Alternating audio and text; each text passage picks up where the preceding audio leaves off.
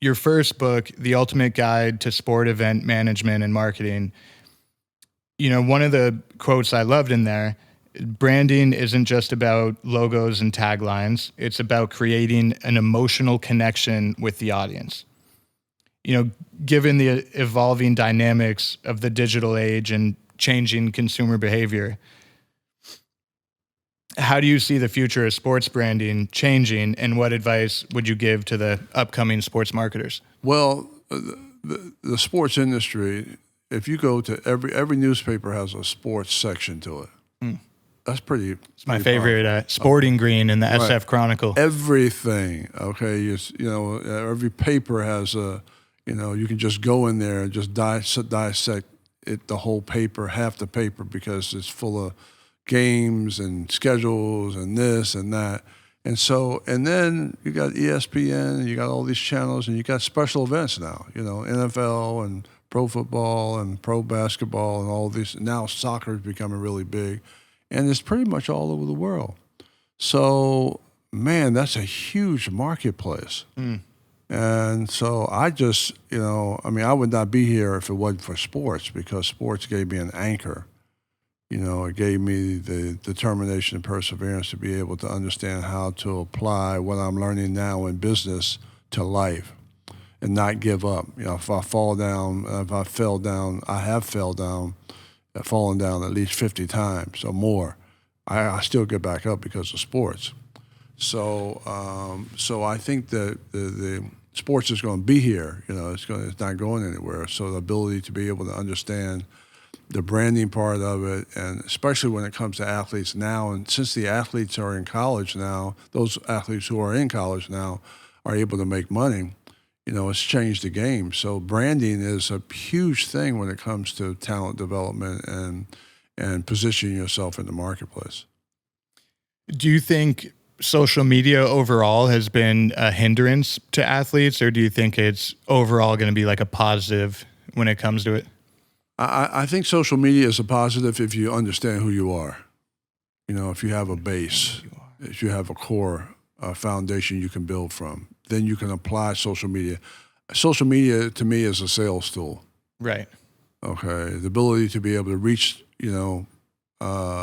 people all over the world through this iPhone and distribute content through digital imaging and all of that is a powerful thing.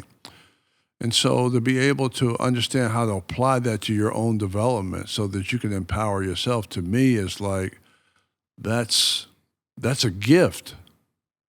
And now if you're using it just to entertain yourself, that may be fine for a while, but it's not creating any value. It's not working for you. So you need to be able to take social media and have it work for you as opposed to having it use you, as a tool to help other people make money.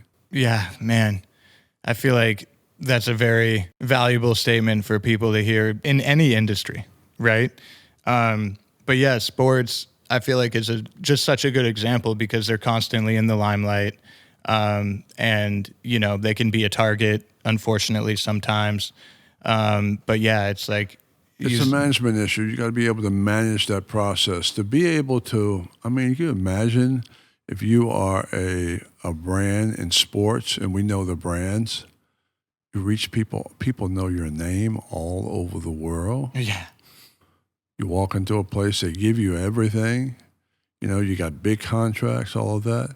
If you were able to source content and information and apply your brand to building communities, to helping other people empower themselves, to helping your family, leveraging your brand awareness and your name for good, okay, and then to kind of organize a legacy while you're playing sports, kind of organize what you should be doing in the future, positioning yourself.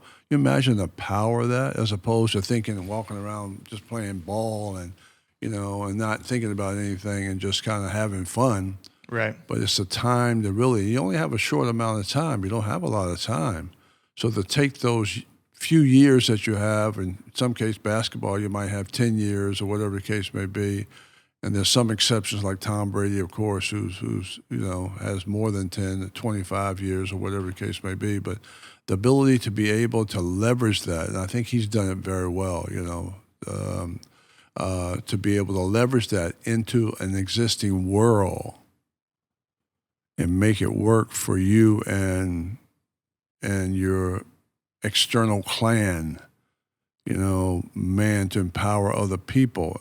I just think, and I think LeBron's looks like he's done a pretty good job of doing that, where he does life after basketball, and he's helping in the community. And I'm sure there's a lot of other athletes that do that. I mean, when you put it like that, of course, it's an incredibly powerful tool, like you said. I mean, that makes perfect sense. But it seems more of like just avoiding the pitfalls of it, like you said.